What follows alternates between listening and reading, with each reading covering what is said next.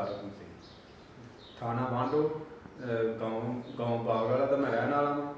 मैं अरसा 2.5 साल तो मलेशिया काम कर मैंने मजदूरी के सिलसिले गया सा।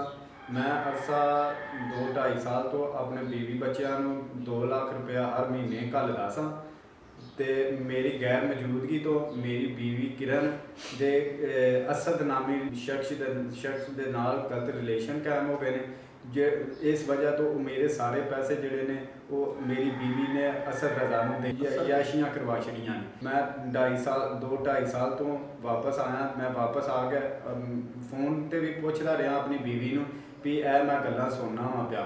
वो मैनू हर दफ़ा यही आती सी भी मेरा किसी ना कोई गलत रिलेशन नहीं है, तू बस सानू पैसे घल्लिया कर, बाकी होर कोई गल नहीं, जदों भी तू आएगा तो जी कोई गल ना तू सुनेगा। इस मामले दे विच मैं अपने सस ते सहुरे ते साली नू फोन कर करके आंदा सा कि मैं गल्लां सुनना ते तुसी इस किरण नू समझाओ ए गल्लां मैं जड़ियां सुनना। वो आंदे हुंदे सन कोई ऐसी गल ही नहीं, इस तरह की कोई गल नहीं।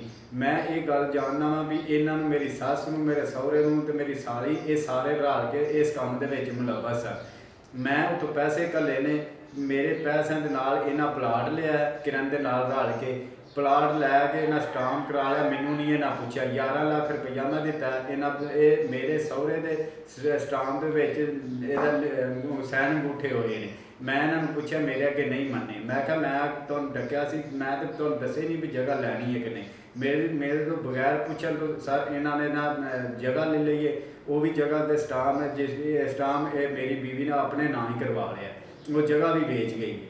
लिहाजा मैं 2-2.5 लाख रुपया हर महीने घल्लदा सा, मेरे को कोई चीज़ नहीं रही। इस तो अलावा मैं पाकिस्तान वापस आया तो मेरी बीवी जी है वांडो किराए तो अपना घर छड्ड के वांडो किराए के मकान च रहिंदी सी। मैं 17 तरीक को अपने किराए वाले मकान च आया अपने बच्चों को। मैं जिवें अपने घर अपने बच्चों के आया, मेरी बीवी ने किरण ने मैनू नहीं पता चलिया भी इन्हें कॉल करते हैं 15 से कॉल करके पुलिस सद्दी है। पुलिस आके मैनू फड़िया, उन्होंने आख्या तुसें मैनू क्यों फड़िया। उन्हें आख्या बीबी ने फोन किया मेरे घर गैर मर्द आ फड़िया। मैं क्या मेरी बीवी है मेरे बच्चे ने। इन्हें आख्या उन्हें आख्या उस तो बाद जो आशक सी उन्होंने फोन करके सद्दिया, उन्हें निकाहनामा विखाया पुलिस वालों भी मैं मेरी बीवी है तो मेरा निकाहनामा है। इस 17 अप्रैल में गल पता लगा भी निकाह तो मैनू इस तो पहले आती होंगी सी, मेरा ऐसा कोई किसी के नाल रिलेशन ही नहीं है।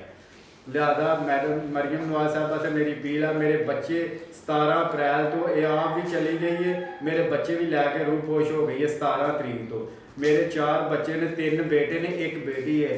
लिहाजा मैडम मरियम नवाज साहबा मेरी कोई चीज़ भी नहीं रह गई, मेरे तियां पुत्र भी नहीं रहे, मेरी कोई पैसा नहीं रहा, मेरी कोई जायदाद नहीं है। इस औरत ने छड्डी, मेरे बच्चे गायब हो गए ने 17 अप्रैल से मेरे बच्चे गायब होए ने, इस औरत ने कीते ने। उस आशक के नाल मेरे बच्चे भी लै गई है। लिहाजा मरियम नवाज साहबा मेरी मदद करो, मेरे बच्चे बाजियाब करो।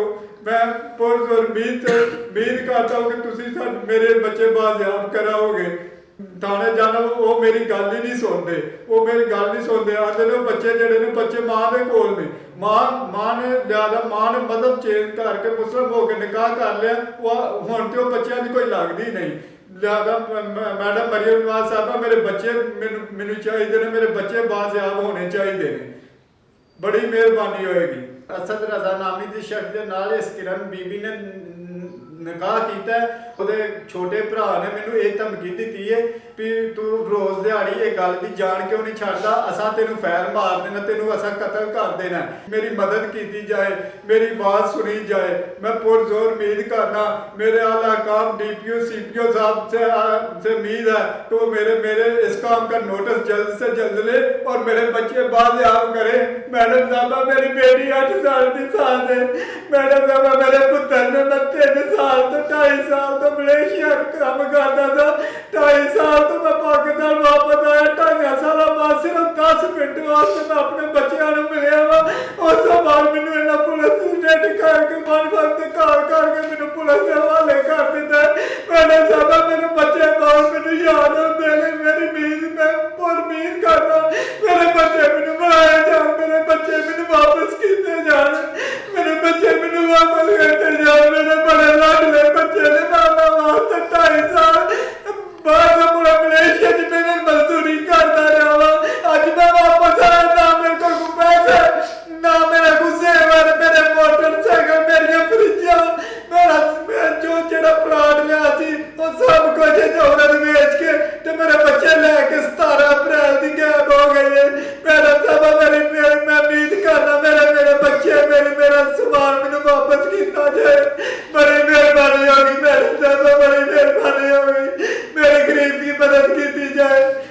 खबर मसीह की फुफ्फो हूँ। इसका बूढ़ा माँ बाप है।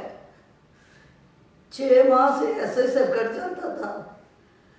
इसकी माँ और बाप को, बूढ़े को, रात को 81 की गोलियां पिला के चाय में, बच्चों को भी साथ ही वो गहरी नींद में सो जाते थे। उनको कोई होश नहीं रहती। वो असद नाम आदमी, जो मोहम्मद असद नाम का आदमी जो था, वो पता नहीं घर में घुस कर क्या करता था, उसके साथ क्या नहीं। मेरी भाभी को 6 महीने से इतनी तेज शुगर, वो बेचारी तरले दे रही है, कह रही मेरा घर भी लुट गया, मेरा पुत्र उजड़ गया। उसके छोटे छोटे के बच्चे हैं, 12 साल से लेके 4 से 5 साल तक।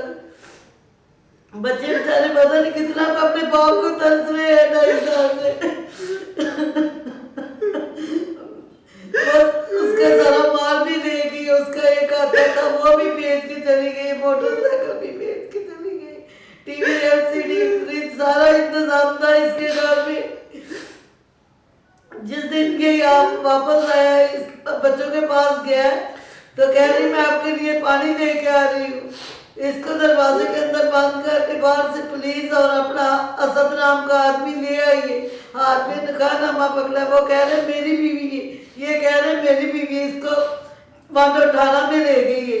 ये ठाणा में गया, उसको वापस लेके घर आ गए। फिर मोहल्लेदारों ने बताया कि आपका बेटा तो उधर थाने में आ गया, आपको कोई पता नहीं। फिर घर वालों ने जाकर कि ये तो बेचारा अभी बाहर से आया है, इसको क्यों पकड़ा है? कह रहा है किरण ने पकड़वाया है, किरण सारा कुछ नोट के ले गई। मरियम नवाज साहब, इनको हक चाहिए। किसी ने इनकी बात को नहीं सुना, किसी थानेदार ने नहीं सुना, किसी SSO आपने नहीं सुना, ना किसी IG सुना है। कोई नहीं इनकी बात सुनता। दांतों में जाते हैं तो कहते हैं अपने बच्चों को, बच्चे तो मां ले गई, हम कौन सा इंसाफ करें? तो इनका इंसाफ दे। हम गरीब बंदे हैं, हम कुछ नहीं कर सकते। मसीह यीशु के कादर और जलाली नाम में तमाम सुनने वालों की सलामती हो। मैं असलम परवेज़ होतरा बानी पाकिस्तान मसीहा मिलत पार्टी पूरी दुनिया को ये बताना चाहता हूँ कि देखें कितना बड़ा जुल्म है। एक गरीब मसीही बड़ी मुश्किल से वीज़ा हासिल करके दूसरे मुल्क में जाकर वो मिहनत मजदूरी कर रहा है अपने बच्चों के लिए।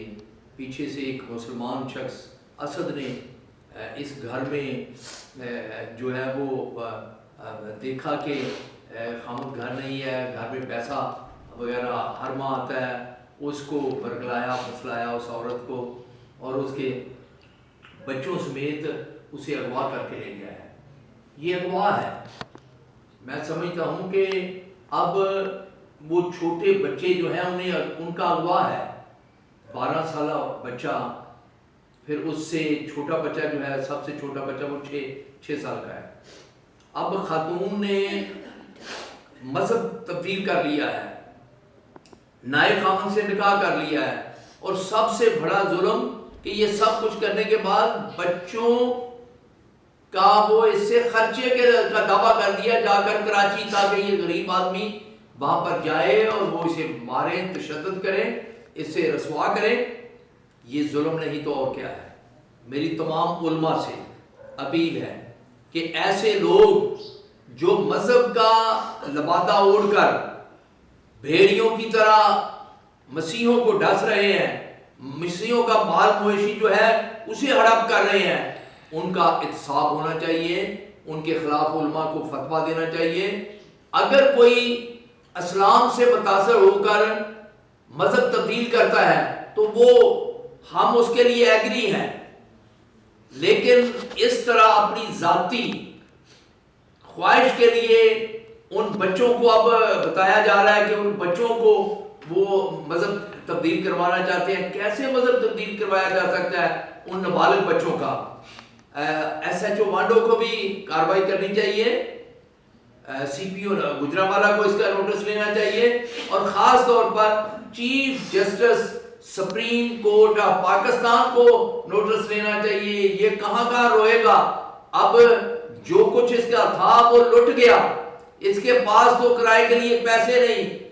ये तो बेचारा ये कहीं बड़ी मुश्किल से मसीहा मिल्लत पार्टी के दफ्तर तक पहुंचा है। मेरी हुकूमत से अपील है कि इसकी मदद की जाए, इस के अगवा किए गए बच्चे जो हैं उन्हें बरामद करके इनके हवाले किया जाए और उन मुल्ज़मान, उस औरत उस मर्द दोनों के खिलाफ कार्रवाई की जाए। शुक्रिया।